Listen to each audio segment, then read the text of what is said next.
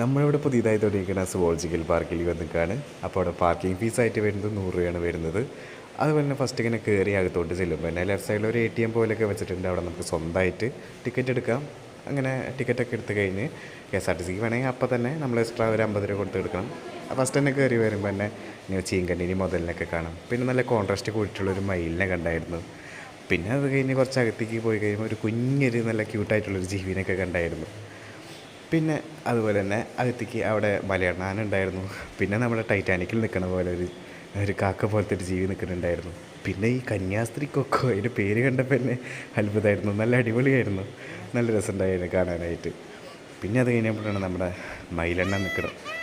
ബാക്കി ആ പെൺമയിലിനെ അങ്ങ് വളയ്ക്കാനായിട്ട് നോക്കുകയായിരുന്നു ബാക്കിലുള്ള പെൺമയിലിനെ കള്ളൻ. അങ്ങനെ അത് കഴിഞ്ഞിട്ട് പീലൊക്കെ വിടർത്തി ഞങ്ങളെ അത്ഭുതപ്പെടുത്തി.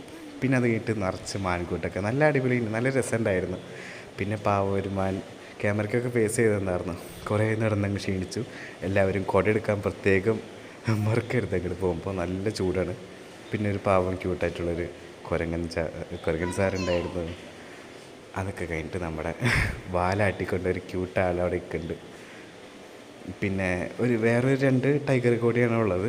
ഇതുകൂടാതെ അത് കഴിഞ്ഞിട്ട് പിന്നെ ഹിപ്പോപ്പൊട്ടാമസ് ഉണ്ടായിരുന്നു. അങ്ങേര് ചൂട് കാരണം അങ്ങ് ഒളിച്ചിരിക്കുകയായിരുന്നു. ഹിപ്പോപ്പൊട്ടാമസിനെ അങ്ങനെ വീഡിയോയിൽ എടുക്കാൻ പറ്റിയില്ല. അതൊക്കെ കഴിഞ്ഞ് പിന്നെ നമ്മൾ ഒരു ഐസ്ക്രീമൊക്കെ കഴിച്ച് പിന്നെ ഒരു ഊണും കഴിച്ചു.